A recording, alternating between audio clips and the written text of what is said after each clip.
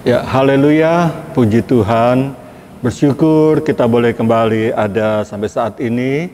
Dan kembali firman Tuhan diperdengarkan bagi kita semua. Karena itulah yang sangat berkenan kepada Tuhan. Supaya setiap kita selalu mengandalkan Tuhan. Mengandalkan firman Tuhan dalam segala situasi dan kondisi apapun juga. Puji Tuhan, kita akan mendengar sebagian dari firman Tuhan. Sebelum itu kita datang kepada Tuhan, kita berdoa. Bapa, terima kasih banyak buat kesempatan saat ini kami mendengar lagi firman-Mu, kiranya pengurapan-Mu atas kami semua, baik hamba yang menyampaikan dan semua orang yang mendengar ya Tuhan, diurapi oleh Tuhan, sehingga kami semua boleh mengerti kehendak Tuhan dan mempergunakan kehidupan ini sesuai dengan kehendak-Mu.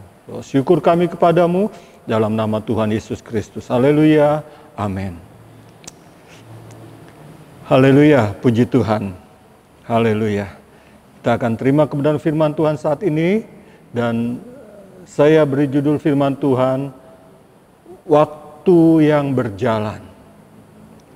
Waktu yang berjalan, yaitu waktu yang kita hadapi hari-hari ini.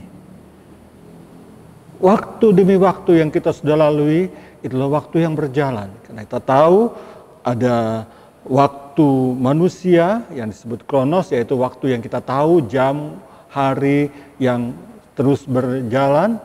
Dan juga ada waktu Tuhan yang disebut kairos. Dan saat ini akan lebih saya tekankan tentang waktu yang berjalan, yaitu waktunya manusia. Dan waktu kita yang sudah berjalan, yang sudah lalu itu tidak mungkin kembali. Itu sebabnya dalam waktu yang berjalan ini kita harus benar-benar mempergunakan dengan bijaksana. Karena waktu yang sudah lalu itu sudah tidak mungkin kembali lagi. Dan mau diingat atau tidak diingat itu tidak mempengaruhi akan kebenaran kita di hadapan Tuhan. Itu sebabnya di dalam firman Tuhan katakan, kita baca dulu ayatnya di dalam Efesus pasal yang ke-5 ayat yang ke-16. Efesus 5 ayat yang ke-16 katakan, dan pergunakanlah waktu yang ada karena hari-hari ini adalah jahat. Terjemahan lain dikatakan hari-hari ini adalah sukar. Karena hari yang sukar, hari yang jahat, dinasihatkan kepada kita pergunakan waktu dengan bijaksana. Pergunakan waktu yang ada. Yaitu waktu yang ada, yaitu di mana waktu kita masih hidup. Karena setiap manusia dan setiap apapun juga yang ada di muka bumi ini ada waktunya. Nanti di dalam sorga, di dalam kekekalan itu sudah tidak ada lagi waktu. Tapi yang ada di dalam dunia ini sampai saat ini, semua ada waktunya. Waktunya kita tahu, tahun yang berlalu, bulan yang berlalu, hari yang berlalu, jam, menit, detik, semuanya. Dan kalau sudah lalu tidak bisa kembali lagi. Dan kita juga tidak tahu waktu yang belum kita jalani. Itu sebabnya firman Tuhan menasihatkan kita supaya waktu yang ada, yang sekarang kita jalani, harus dengan bijaksana. Karena bagaimanapun juga semuanya ada waktunya. Dan kalau waktu itu sudah lalu, sudah tidak bisa kembali lagi. Nah, firman Tuhan katakan di dalam Filipi pasal 3 ayat yang ke-13. Filipi 3 ayat yang ke-13 ini sikap dari seorang hamba Tuhan, Rasul Paulus, yang menyikapi soal waktu. Filipi 3 ayat 13, saudara-saudara, aku sendiri tidak menganggap bahwa aku telah menangkapnya, tetapi ini yang kulakukan, aku melupakan apa yang telah di belakangku dan mengarahkan diri kepada apa yang di hadapanku. Jadi Rasul Paulus, dia waktu yang sudah lalu dia sudah lupakan. Dia tidak ingat lagi, dia tidak mau ingat lagi. Karena waktu yang lalu bagi Rasul Paulus adalah waktu yang kelam. Di mana dia seorang penghujat, seorang yang ganas dia katakan. Dia seorang yang menganiaya jemaat Tuhan. Orang yang sangat berdosa. Tapi oleh kasih anugerah Tuhan, dia boleh diselamatkan, dia bertobat. Dan dia dipakai menjadi satu alat bagi Tuhan untuk memberitakan Injil. Nah, itu sebabnya dikatakan waktu yang lalu dia lupakan. Dan waktu yang dia hidup sekarang ini, waktu itu dia mengarahkan kepada hal yang di hadapan, yaitu dalam pelayanan untuk pekerjaan Tuhan. Itulah yang bijaksana, mengarahkan diri kepada apa yang di hadapan. Jangan kita terbawa hanyut oleh emosi, oleh hal-hal yang ada dalam pikiran kita, hanya mengingat hal-hal yang lalu.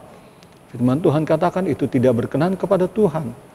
Karena yang sudah berlalu tidak akan kembali lagi. Karena di dalam dunia ini semua ada waktunya, itu sebabnya waktu yang berjalan kita jalani. Apa yang kita bisa lakukan? Apa yang kita bisa perbuat? Apa yang kita mengerjakannya supaya kehidupan kita boleh berkenan kepada Tuhan. Pemazmur katakan, kita baca di sana dalam Mazmur pasal yang ke-90 ayat yang ke-12. Kita mencatat, mengajarkan kepada kita supaya sebagaimana firman Tuhan katakan dalam Mazmur 90 ayat yang ke-12, ajarlah kami menghitung hari-hari kami sedemikian sehingga kami beroleh hati yang bijaksana. Nah, ini yang dimaksud supaya kita mempergunakan waktu. Pemazmur katakan, ajar kami menghitung hari-hari, menghitung waktu-waktu yang kita sudah lakukan. Menghitung hari-hari, waktu yang Tuhan sudah berikan. Apakah kita sudah melakukannya untuk hal-hal yang baik atau hal-hal yang buruk? Apakah kita sudah menjalaninya untuk hal-hal yang berkenan kepada Tuhan atau hal-hal yang menurut kedagingan, keinginan daging manusia? Nah, itu harus dihitung. Sebagaimana Mazmur 90 yang ke-12 katakan. Yang maksudnya dihitung adalah dia mulai mempertimbangkan apa yang dia sudah lakukan. Apa yang dia perbuat di waktu-waktu yang dia jalani. Dan dengan demikian dikatakan, supaya kami beroleh hati yang bijaksana. Orang yang bijaksana dia tahu mempergunakan waktu. Dia menghitung, dia mengatur waktu dengan bijaksana. Karena orang yang tidak bisa mengatur waktu dengan bijaksana, dia akan hanyut oleh keinginan-keinginannya. Hari-hari ini ada banyak orang terhanyut oleh keinginannya, hobinya, kemauannya, dan banyak hal lagi. Bahkan ketika kesusahan, karena firman Tuhan yang di awal kita sudah baca tadi adalah hari-hari ini ada hari-hari yang jahat, hari-hari yang sukar.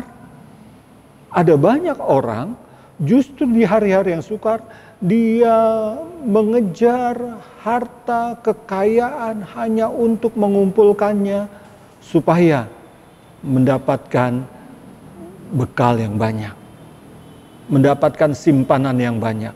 Atau memang dalam situasi yang sukar, dia harus mempertahankan hidupnya, mempertahankan kebutuhan-kebutuhan hari-harinya. Sehingga dia hanya mengejar dan mengejar tentang hal-hal yang duniawi. Tapi itu tidak bijaksana. Kita lihat di dalam kitab Nabi Hagai. Hagai pasal yang pertama ayat yang ketiga.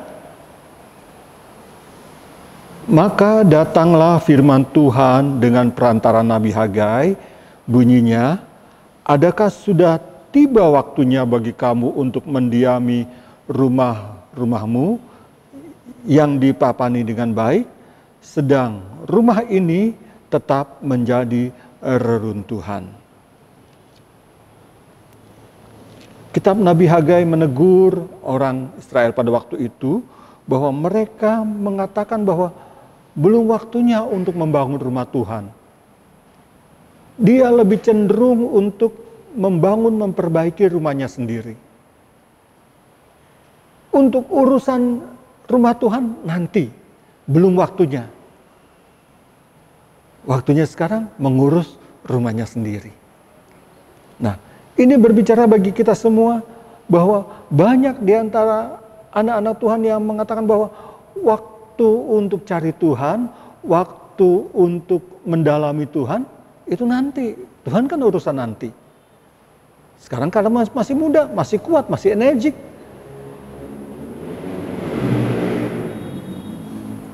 Masih semuanya ada. Nah, dia mengurus dengan keinginannya sendiri dulu. Nanti kalau udah tua, kalau udah tidak berdaya, baru mau dekat sama Tuhan. Nah, ini keputusan yang tidak bijaksana.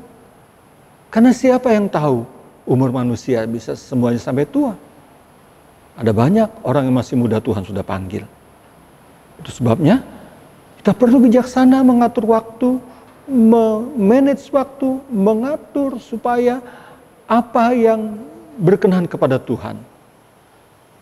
Kitab Nabi Hagai menegur orang yang hanya mau mengurus rumahnya sendiri, sedangkan rumah Tuhan dia tidak mau urus.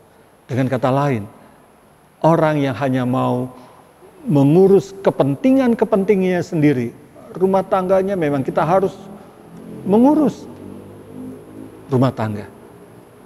Tetapi di samping itu kita juga harus ingat bahwa ada Tuhan.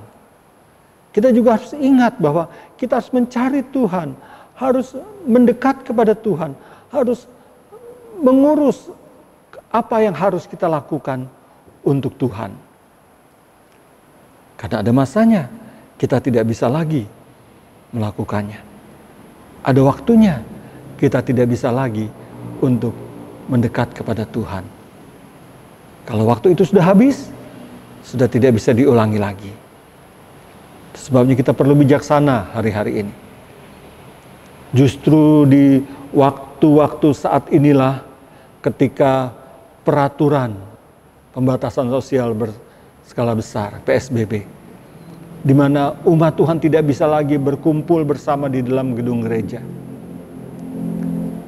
Inilah waktunya menunjukkan, membuktikan bahwa kesetiaan kita kepada Tuhan itu tidak dibatasi oleh kumpulan yang banyak. Tapi kesetiaan kita dibuktikan dimanapun, kapanpun, dalam waktu apapun. Kita tetap beribadah kepada Tuhan. Beribadah kepada Tuhan tidak hanya dibatasi di dalam gedung gereja. Kalau seperti saat ini dalam gedung gereja kita tidak bisa beribadah, apakah kita tidak beribadah kepada Tuhan? Apakah kita tidak ingat kepada Tuhan? Itu satu keputusan yang salah. Tapi orang yang bijaksana, walaupun di dalam gedung gereja kita tidak bisa beribadah karena peraturan yang ada, kita tetap beribadah dimanapun kita berada. Apalagi dari gereja masing-masing pun disampaikan firman Tuhan secara online. Apakah kita menyimak di rumah dengan sungguh-sungguh, menyimak dengan penuh perhatian, bukan hanya sambil main-main. Nah, ini juga menunjukkan seorang dia sungguh-sungguh mencari Tuhan, sungguh-sungguh dia mau beribadah kepada Tuhan, karena ini yang berkenan kepada Tuhan.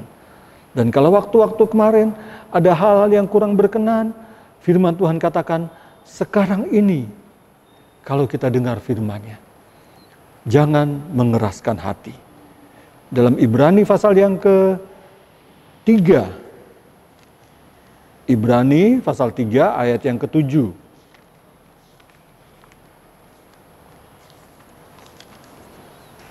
Ibrani pasal 3 ayat yang ke-7 katakan, sebab itu seperti yang dikatakan Roh Kudus, pada hari ini jika kamu mendengar suaranya, janganlah keraskan hatimu seperti dalam kegeraman pada waktu pencobaan di padang gurun.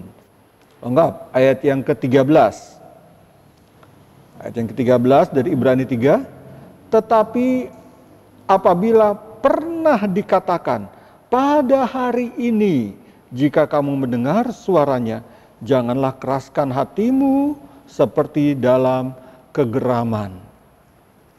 2 kali surat Ibrani mengatakan, hari ini, waktu ini. Waktu yang besok mungkin kita tidak dengar.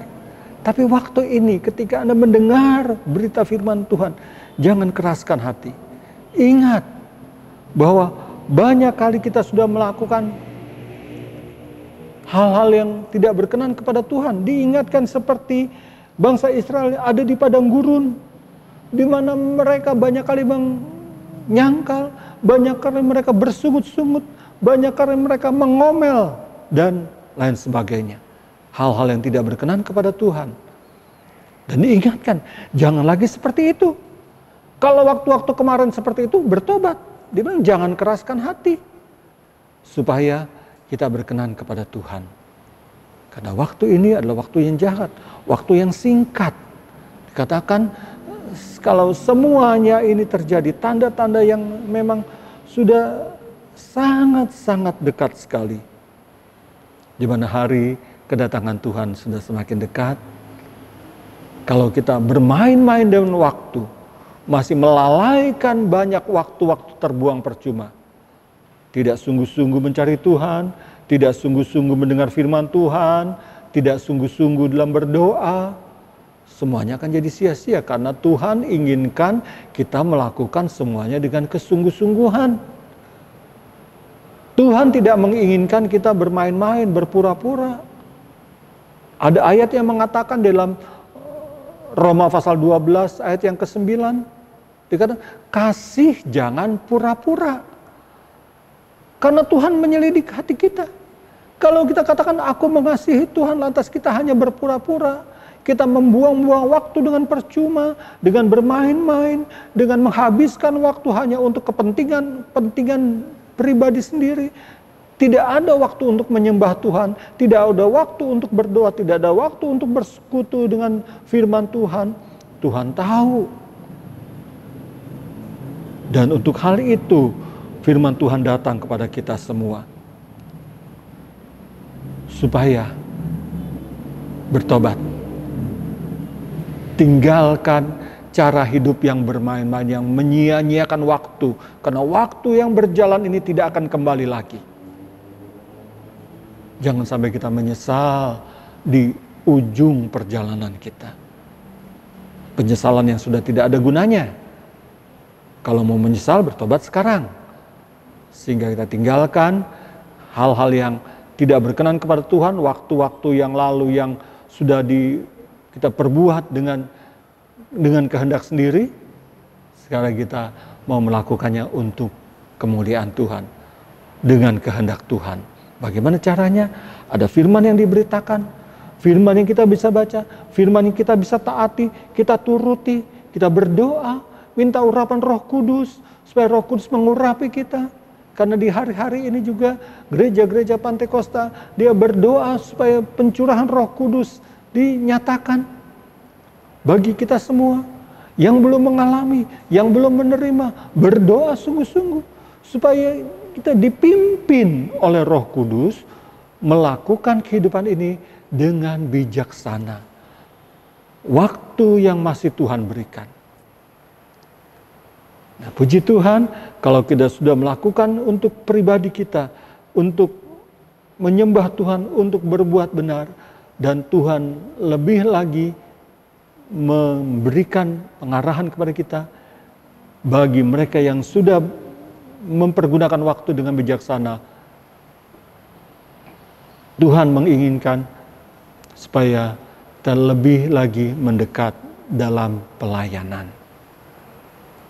Dalam pelayanan pun jangan sampai kita menyia-nyiakan waktu.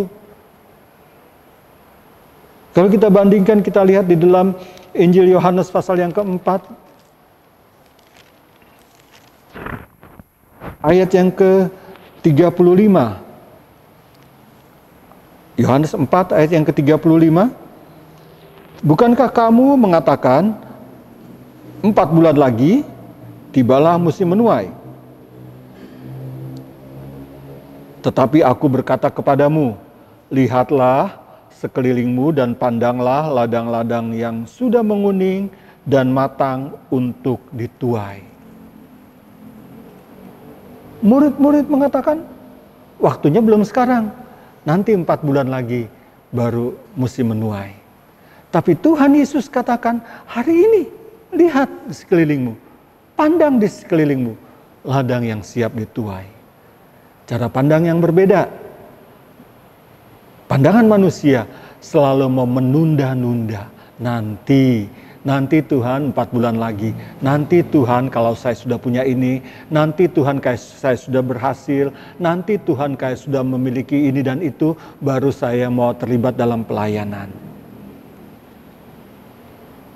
Kalau itu nanti itu membuang-buang waktu. Tuhan bekerja tidak pernah membuang-buang, menyia-nyiakan waktu. Itu sebabnya dia mengarahkan kepada murid-murid dan kepada kita semua. Hari ini, pandang di sekelilingmu, inilah kesempatan waktu ini, bukan nanti. Waktu saat ini, melayani Tuhan. Waktu saat ini, untuk menjadi berkat. Pandang di sekitar kita, ada banyak pelayanan. Bukan hanya di dalam gedung gereja. Di dalam gedung gereja pandangan kita sempit. Dibatasi oleh beberapa jemaat. Dibatasi oleh ruang, tembok. Ada pintu yang tertutup. Yang kita lihat hanya beberapa orang yang ada di dalam gedung gereja. Mungkin 100, mungkin 200. Tapi di luar sana, Yesus mengatakan ini di luar. Pandang sekelilingmu, ada banyak sekali yang bisa kita kerjakan selagi ada waktu. Karena waktu akan berlalu. Sebagaimana dikatakan dalam Injil Yohanes pasal yang ke-9 ayat yang ke-4. Yohanes 9 ayat yang ke-4, kita harus mengerjakan pekerjaan Dia, pekerjaan Allah yang mengutus aku selama masih siang. Selagi ada waktu. Waktunya masih siang, masih terang. Akan datang malam di mana tidak ada seorang pun yang dapat bekerja. Akan ada waktunya orang tidak bisa bekerja lagi. Akan ada waktunya malam. Malam itu punya 2 pengertian. Yang pertama adalah tentang kehidupan. Karena dalam Injil Yohanes pasal 1 ayat 2 dikatakan bahwa terang itu adalah hidup manusia. Jadi selama kita masih hidup ada terang. Satu kali terang itu akan hilang. Yaitu kalau hidup ini sudah tidak ada lagi. Itu sebabnya Tuhan Yesus katakan selama terang, selama masih siang, layani Tuhan, bekerja untuk Tuhan. Akan datang waktunya malam. Di mana kehidupan ini tidak ada lagi. Nah, kalau hidup ini sudah berakhir, apa yang kita bisa lakukan? Sudah terlambat. Sudah tidak ada yang bisa kita kerjakan. Selama masih ada hidup, lakukan pekerjaan bagi Tuhan. Layani Tuhan. Pandang di sekitar kita. Ada banyak hal yang kita bisa lakukan untuk kemuliaan Tuhan. Menjadi saksi, menjadi berkat. Dengan berkata-kata yang menguatkan orang. Dengan menyampaikan berita-berita di dalam media sosial. Dengan kata-kata yang baik. Bukan dengan gerutu dan omelan, bahkan dengan caci maki dan lain sebagainya. Itu tidak menjadi berkat, itu bukan kehendak Tuhan. Tapi yang kita bisa lakukan adalah untuk kemuliaan Tuhan. Itulah waktu yang saat ini. Dan malam yang kedua adalah malam di mana kesusahan, penderitaan yang akan melanda seluruh manusia yang ada di muka bumi ini. Kalau dengan pandemi COVID-19, orang sudah tidak bisa bergerak dengan bebas.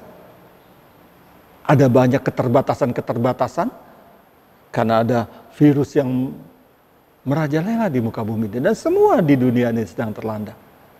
Apalagi malam yang dikatakan oleh Tuhan Yesus, yaitu kesusahan, kejahatan yang begitu besar.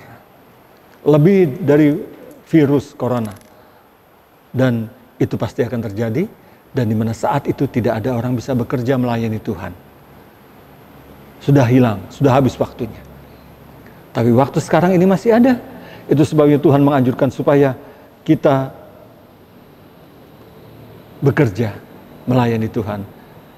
di waktu masih siang, di waktu masih ada kesempatan. Karena ada waktunya kita tidak punya kesempatan lagi. Puji Tuhan. Disinilah kita mau lebih mengenal Allah untuk melayani Dia. Dan kalau sudah merasa terpanggil, merasa rindu untuk melayani, jangan tunda-tunda. Kita lihat satu contoh yang baik dari Rasul Paulus dalam surat Galatia pasal yang pertama. Ketika Rasul Paulus dia orang yang dikatakan orang yang jahat, orang yang berdosa, tapi dia mendapat panggilan kasih karunia Allah untuk melayani. Dia langsung menerima panggilan itu. Dalam Galatia pasal yang pertama kita baca ayat 15 dan 16.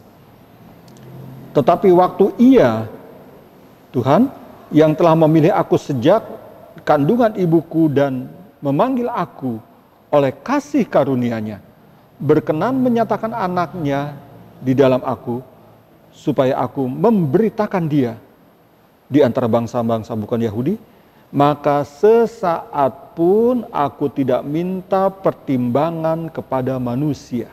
Kita lihat, Paulus orang berdosa, tapi ketika dia mendapat penglihatan, dia bertemu dengan Tuhan Yesus di perjalanan. Dikatakan, dia tidak minta pertimbangan siapa-siapa. Bahkan dikatakan dia tidak minta pertimbangan kepada rasul-rasul yang sebelum dia, yaitu murid-murid Tuhan, Petrus dan kawan-kawannya.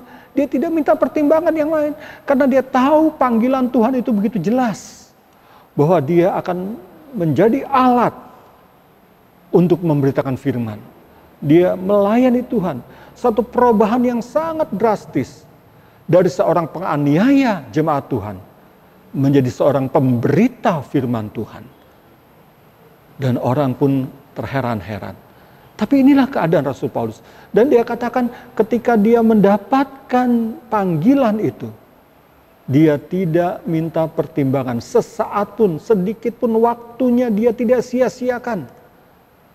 Dia mempergunakan waktu-waktu yang Tuhan sudah tentukan. Dia lakukan semuanya dengan sebaik-baiknya. Dan itulah yang berkenan kepada Tuhan. Biar kiranya kalau saudara merasakan bahwa inilah saatnya Tuhan untuk memakai kita, mari lakukan dengan sungguh-sungguh. Jangan banyak pertimbangan. Kalau banyak pertimbangan nanti ada suara-suara lain yang melemahkan. Memang kita dalam keadaan masih bekerja, sibuk, iya. Tuhan panggil semua orang yang sedang bekerja. Rasul Paulus pun dia sedang berjalan untuk melakukan tugas pekerjaannya. Di waktu itu dia seorang penganut agama Yahudi yang pekerjaannya justru melarang orang beribadah kepada Tuhan Yesus. Dia melakukan pekerjaan, dia nggak tahu itu pekerjaan yang salah. Tapi oleh kasih Tuhan, Tuhan memanggil dia, Tuhan bawa dia kepada kebenaran. Dan dia terus bekerja. Karena memang dia orang yang giat. Dalam Galatia pasal 1 ini dikatakan, dalam ayat yang sebelumnya, ayat 14, dikatakan dia seorang yang giat, dia seorang yang energik, dia seorang yang selalu melakukan pekerjaan dengan baik. Itu sebabnya Tuhan panggil dia. Dan ketika dia menjadi rasul, dia dipakai oleh Tuhan untuk memberitakan firman. Dia pun melayani dengan begitu bersemangat. Karena memang dia pada dasarnya seorang pekerja keras. Dan memang semua yang dipanggil Tuhan seorang pekerja keras. Jadi jangan sampai nanti kalau saya sudah tua, sudah pensiun, sudah tidak bekerja lagi, baru saya mau melayani Tuhan, itu sudah terlambat. Sekarang ini, kalau kita masih kuat, masih sehat, masih bisa melakukan, lihat apa yang kita bisa lakukan. Waktu sekarang ini tidak akan kembali lagi. Ketika sudah tua, sudah tidak berdaya, ingat lagi, oh kalau aku masih muda, masih kuat mau pada Tuhan. Oh sudah terlambat. Sudah tidak mungkin lagi orang yang sudah tua mau kembali muda, sudah tidak bisa mau pakai obat apapun juga. Sekaranglah waktunya kita. Dan semua yang Tuhan panggil, ya kita lihat juga, nanti sudah baca di rumah dalam 1 Raja-Raja 19 ayat yang ke-19. Bagaimana Elisa ketika dipanggil dia dalam keadaan bekerja dengan keras. Dia membajak dengan 12 pasang lembu. Orang biasa membajak hanya dengan 1 pasang lembu. Dia dengan 12 pasang, berarti dia pekerja keras. Dan Tuhan panggil dia. Dia langsung ikut kepada Nabi Elia. Juga dalam perjanjian baru, Matius, dalam Matius pasal 9 ayat yang ke-9, bagaimana Matius seorang pemungut cukai, yang di mata orang Yahudi pemungut cukai itu orang yang sangat berdosa. Tapi ketika dia dipanggil oleh Yesus, dikatakan dalam Matius 9 ayat ke-9, dia langsung tinggalkan itu urusan menghitung uang cukai yang dia dapatkan. Dia tinggalkan semuanya dan dia langsung ikut Yesus. Siapa lagi? Petrus bersama adiknya Andreas, Yohanes dan Yakobus. 4 orang yang bekerja sebagai nelayan. Dia sedang bekerja dan bekerja. Tuhan datang, Tuhan panggil dia dan mereka tinggalkan jalannya, mereka tinggalkan ikannya, mereka tinggalkan perahunya dan mereka ikut Yesus. Haleluya. Inilah yang berkenan kepada Tuhan. Inilah orang yang mempergunakan waktu dengan baik. Ketika panggilan Tuhan datang, tidak banyak pertimbangan, karena ketika kita mempertimbangkan dengan pikiran, apalagi bertanya sini dan situ, bertanya kepada banyak orang, nanti ada hal-hal yang lain, sehingga panggilan Tuhan akan menjadi pudar dan terpendam. Tapi kalau panggilan Tuhan itu nyata, biar kiranya kita taat kepada firman. Hari ini, waktu ini, jangan biarkan berlalu. Lakukan semuanya untuk kemuliaan Tuhan. Puji Tuhan, biar kiranya waktu-waktu ini kita pergunakan dengan baik, dengan bijaksana. Karena dalam setiap kehidupan kita pasti ada waktunya. Dan kalau kita lakukan dengan benar, tidak akan pernah sia-sia. Dalam segala waktu yang terjadi hari-hari ini. Pengkhotbah pasal 3 ayat yang ke-11 katakan, kita baca di sana sebagai ayat-ayat terakhir, sebagai kesimpulan firman Tuhan, kalau waktu kita lakukan dengan baik, waktu kehidupan ini kita pergunakan dengan baik. Pengkhotbah 3 ayat yang ke-11 katakan, ia membuat segala sesuatu indah pada waktunya. Bahkan ia memberikan kekekalan dalam hati mereka. Tetapi manusia tidak dapat menyelami pekerjaan yang dilakukan Allah dari awal sampai akhir. Jangan sampai kita tidak mengerti kehendak Allah. Sehingga kita merasakan waktu ini kurang baik. Nanti kalau waktu yang baik saya mau melayani Tuhan. Tuhan katakan segala waktu Tuhan buat semuanya indah. Nanti Tuhan berikan juga kekekalan. Karena dikatakan Tuhan memberi kekekalan. Pasti. Selama waktu masih terbatas di dalam dunia ini, kita lakukan dengan sungguh-sungguh untuk Tuhan. Jangan hitung-hitungan waktu dengan Tuhan. Walaupun harus dengan jerih lelah. Walaupun ada banyak beban yang berat. Kita tahu bahwa semua yang kita lakukan itu Tuhan peduli. Tuhan buat semuanya menjadi indah kalau kita mengerti akan pekerjaan yang Tuhan lakukan. Kalau kita mengerti kehendak Tuhan. Kita melakukan pekerjaan yang berat sekarang ini. Tapi nanti di sana ada kekekalan yang kita nikmati dengan sukacita yang tak habis-habisnya. Kalau sekarang itu kita menolak Tuhan, nanti kita akan menyesal dan sudah tidak ada waktu untuk bertobat. Bertobatlah sekarang ini, lakukan kehendak Tuhan. Walaupun ada tantangan, ada hal yang sukar, ada hal yang berat, ada hal yang menderita. Di dalam semuanya itu kalau kita mengerti kehendak Tuhan, Tuhan katakan itu membuat semuanya jadi indah. Senang karena melayani Tuhan. Senang melakukan kehendak Tuhan.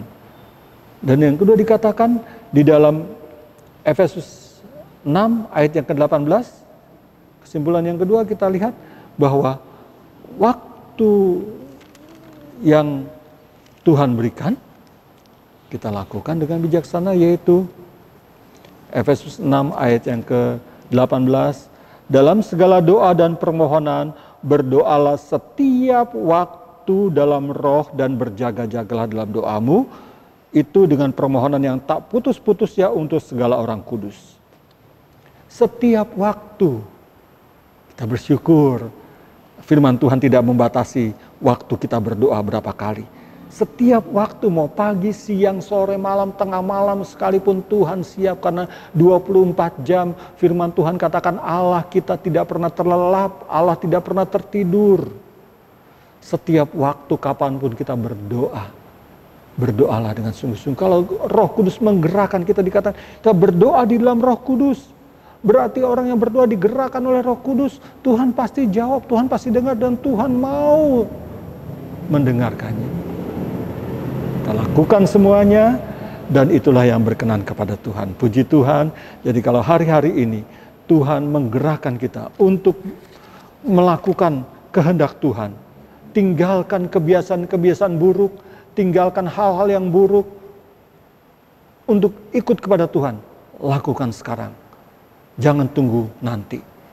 Kalau Tuhan panggil kita untuk melayani Tuhan, jangan tunggu nanti, sekarang waktu itu. Karena waktu yang nanti belum tentu kembali lagi. Dan memang tidak akan kembali lagi. Waktu terus berjalan, waktu terus bergulir. Ada suka, ada senang, ada susah, ada penderitaan. Semuanya waktu itu kalau kita jalani bersama dengan Tuhan menjadi indah.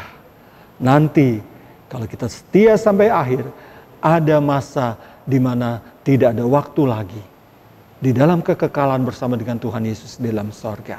Haleluya, puji Tuhan. Tuhan memberkati kita semua. Firman Tuhan yang singkat ini bisa membawa kita untuk mempergunakan waktu dengan bijaksana. Karena waktu ini berjalan dengan begitu cepat dan tidak akan kembali lagi. Mari kita bijaksana, mengerti firman Tuhan, lakukan kehendak Tuhan, melayani Tuhan di waktu yang masih ada sekarang ini. Puji Tuhan, kita berdoa. Bapa di surga, terima kasih banyak buat firman-Mu pada saat ini. Biar kiranya Roh Kudus menerangi kami lebih lagi, untuk kami dapat mempergunakan waktu-waktu yang masih Tuhan berikan, untuk kami datang kepadamu, untuk kami melakukan kehendak-Mu, untuk kami melayani Tuhan, melayani sesama, untuk kami melihat banyak pekerjaan Tuhan yang dapat kami layani di muka bumi ini.